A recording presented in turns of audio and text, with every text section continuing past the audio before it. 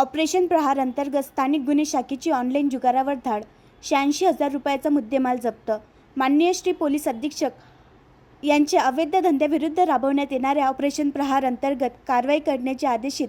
केल्यावरून अवैध धंद्यावर कारवाई करण्याकरिता गुप्त बातमीदारामार्फत दिनांक 14 ऑगस्ट 2025 रोजी माहिती प्राप्त करून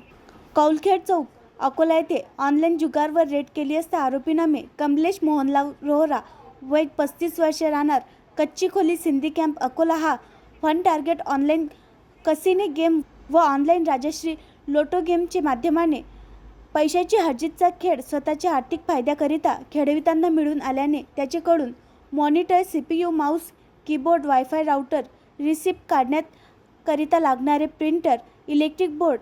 एक अँड्रॉइड मोबाईल असा एकूण 86,000 रुपयाचा मुद्देमाल जप्त करून कलम 5(4) महाराष्ट्र जुगार अधिनियम प्रमाणे कारवाई करण्याकरिता पोलीस स्टेशन खदान यांच्या ताब्यात देण्यात आले आहे। सदरची कारवाई माननीय पोलीस अधीक्षक अर्चित चांडक यांच्या मार्गदर्शनाखाली पार पडली। आणखी नवीन व्हिडिओ पाहण्यासाठी आमच्या देशमुख एक्सप्रेस न्यूज चॅनलला सबस्क्राईब करा, लाईक करा आणि शेअर करा।